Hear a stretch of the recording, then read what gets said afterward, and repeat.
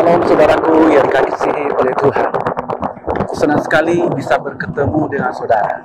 Saya percaya di tahun yang baru ini saudara pasti akan merasakan bahwa penyertaan Tuhan akan nyata di dalam kehidupan saudara. Hari ini saya akan membaca renungan firman Tuhan yang tertulis dalam Mikha pasal 6 ayat 3. Umatku, apakah yang telah kulakukan kepadamu? Dengan apakah engkau telah kulelahkan? Jawablah aku.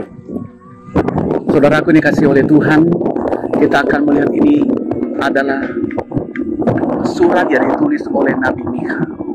Mikha adalah seorang nabi yang sangat tegas. Mikha adalah seorang nabi yang tidak kompromi. Mikha adalah seorang nabi yang benar-benar menyatakan kebenaran. Sehingga dia berkata kepada bangsanya, bangsa Israel, dengan apa Allah melelahkan kita. Makanya hari ini, di part yang pertama ini saya akan memberikan judul khotbah saya, yaitu Allah melelahkan kita. Terkadang kita berkata di dalam hati Allah melelahkan kita. Saya mau katakan kepada saudara, Allah tidak pernah melelahkan kita. Allah tidak pernah membuat kita susah. Allah tidak pernah membuat kita kecewa. Allah tidak pernah membuat kita miskin. Allah tidak pernah membuat kita jatuh. Allah tidak pernah membuat kita tergeletak. Allah tidak pernah membuat kita, saudara dikasihi oleh Tuhan, yaitu tidak menikmati berkat Tuhan. Makanya hari ini, menjadi pertanyaan bagi kita, mengapa kita sering berkata Allah melelahkan kita? Yang pertama, karena kita lupa kebaikannya. Kadang-kadang kita lupa melihat kebaikan Tuhan. Kebaikan Tuhan di dalam kehidupan kita, yaitu Dia memberkati kita, Dia memberikan nafas bagi kita, Dia memberikan pertumbuhan di dalam kehidupan kita, Dia menjaga kesehatan kita, Dia memberkati apa yang kita kerjakan, Dia memberkati rumah tangga kita, Dia melindungi kita, saudaraku dikasihi Tuhan. Bahkan hal-hal yang dahsyat Allah telah mengerjakan di dalam kehidupan kita. Makanya Allah tidak pernah melelahkan kita. Apa yang kita kerjakan selalu Dia berikan kepada kita. Dia berikan juga matahari kepada kita, Dia berikan juga saudaraku gelap bagi kita, Dia memberikan udara bagi kita, saudaraku dikasihi Tuhan. Kenapa? Karena Allah begitu baik bagi kita.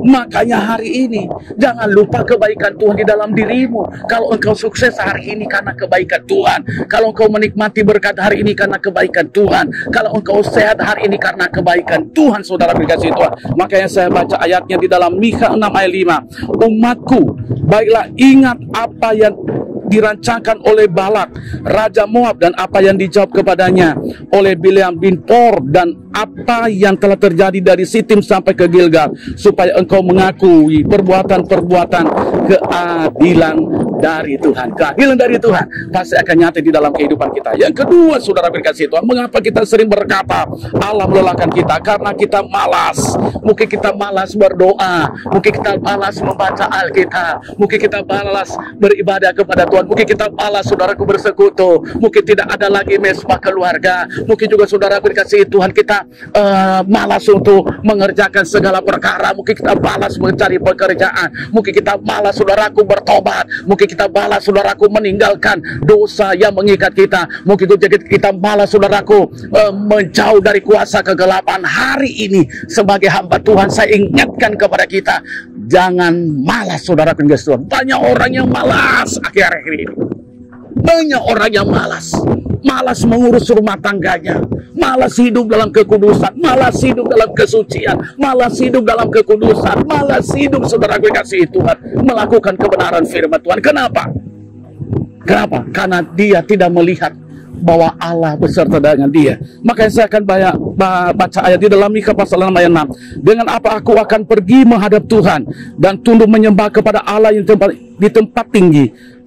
Akan pergikah aku menghadap Dia dengan korban bakaran, dengan anak lembu berumur setahun? Coba, dengan apa aku akan pergi?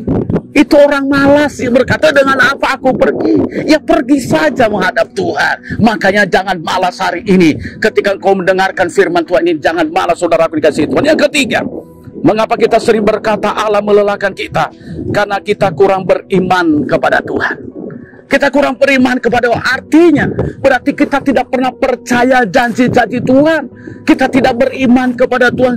Kita sering bimbang, kita sering goyah, kita sering jatuh, saudara berkasih Tuhan. Tetapi sebagai orang yang percaya kepada Tuhan, kita harus beriman. Apa yang difirmankan kita imanin. Ketika saudaraku di dalam Alkitab, ketika Allah berkata kepada Bapak Abraham, ya, ketika Allah berfirman kepadanya, tinggalkan Ur Kasdim. Aku akan menjadikan keturunanmu seperti bintang di langit, seperti pasir di pantai, saudara dikasihi Tuhan. Apakah Abraham bimbang? Apakah Abraham tidak beriman? Dia beriman kepada Tuhan, dia percaya. Dan buktinya sampai hari ini, benar juga keturunan Abraham, saudaraku. Diperkirakan tahun ini 7 miliar lebih penduduk dunia, itu semuanya keturunan dari Abraham.